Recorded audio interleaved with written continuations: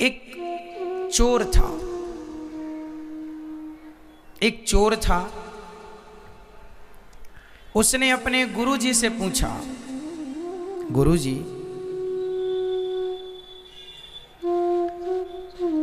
मेरा विवाह कब होगा?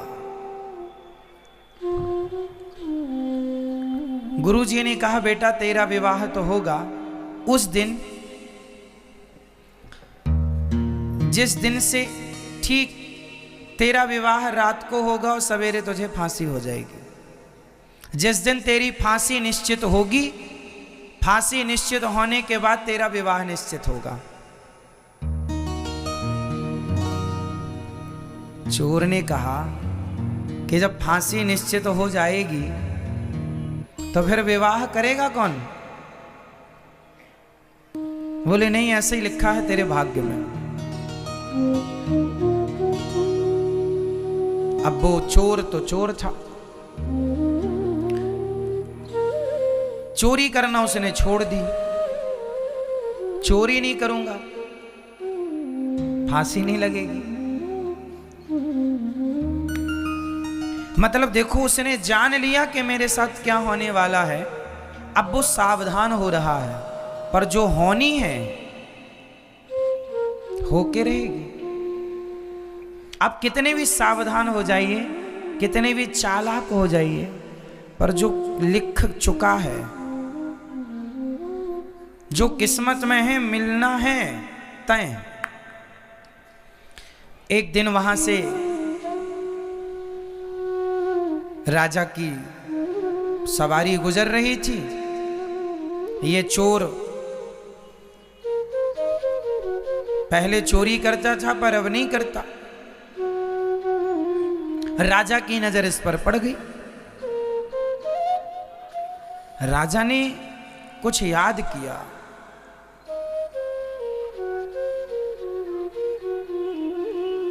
राजा को याद आया, इसने गले में एक सोने का माला पहन रखा था।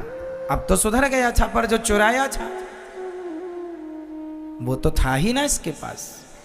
राजा ने देखा किसके गले में माला है, ये माला तो मेरा है। इसने कभी राजा का माला चुराया होगा। राजा ने पकड़ लिया, बुलाया दरबार में, तेरे पास माला कहां से आया? बहुत गोल गोल बातें की उसने।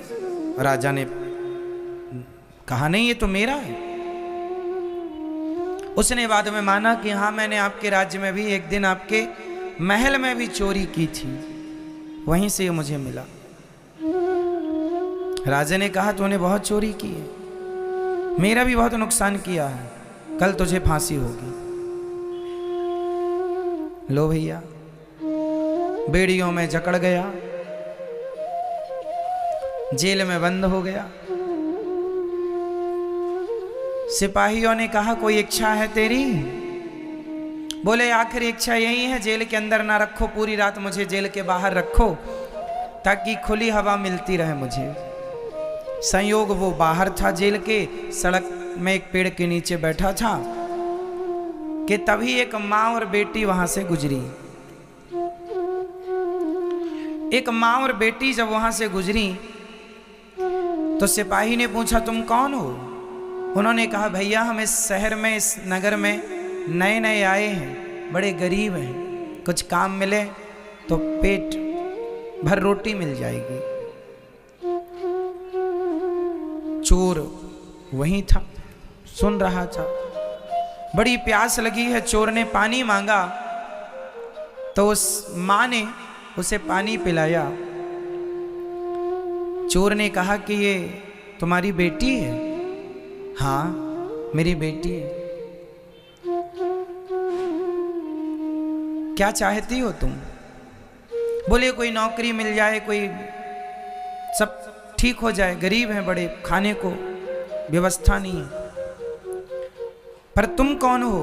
बोले मुझे कल फांसी पर लटकना है, मैं चोर हूं। पर सुनो, मैं तुम्हारी गरीबी मिटा सकता हूं। कैसे? बोले मैं चोर हूं, मैं तो कल मर जाऊंगा, पर मैंने कुछ धन गड़ा रखा है जगह पर। यदि तुम अपनी बेटी का विवाह मेरे से कर दो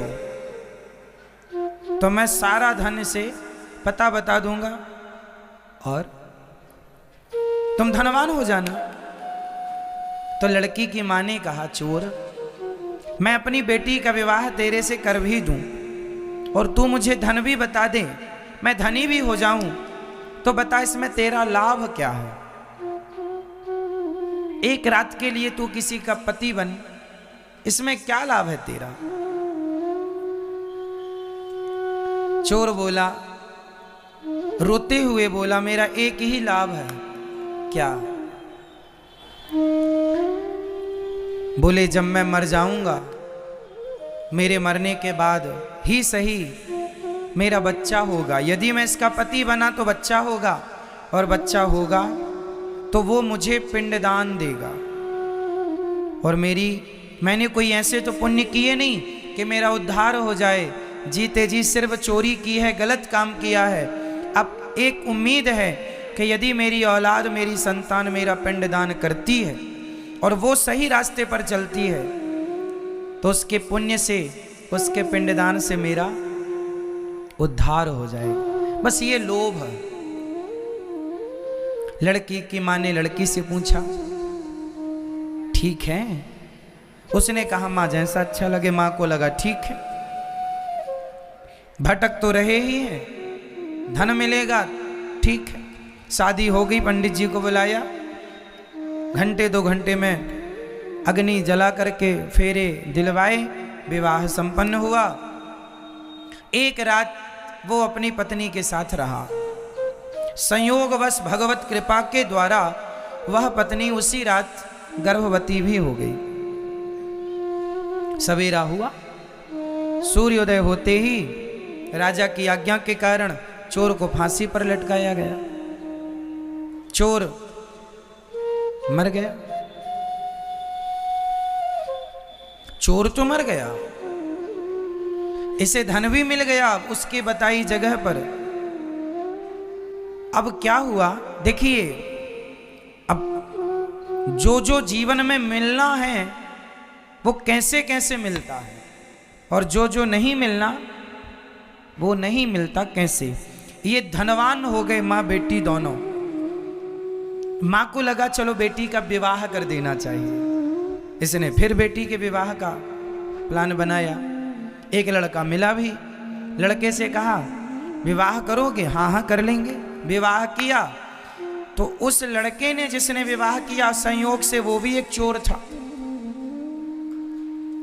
और चोर था तो रात के ही उसने पूरा बोरिया बिस्तर बांधा, इसका सारा धन उठाया, भाग गया। एक चोर ने धन दिया, एक चोर ने धन ले लिया। अब ये जैसे थे फिर वैसे हो गए। धन जाते ही उस धन के गम में ये मां निपट गई। अब अकेली लड़की बची, और लड़की भी गर्भवती।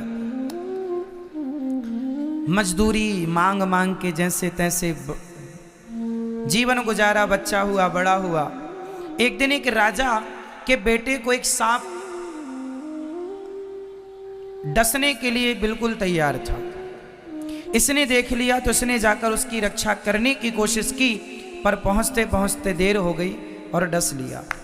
राजकुमार मर गया, परंतु जान बचाने के लिए इसने अपनी जान जोखिम में डाली। राजा ने देखा, राजा ने कहा, तू मेरा बेटा। ये राजगद्दी पर चला गया, राजा हो गया। जब राजा हुआ, वो राजा मर गया, अब ये राजा हो गया। इसकी मां ने कहा, इसे अपने पति की बात याद आई कि मेरे पति ने कहा था मेरा बेटा पिंडदान करेगा।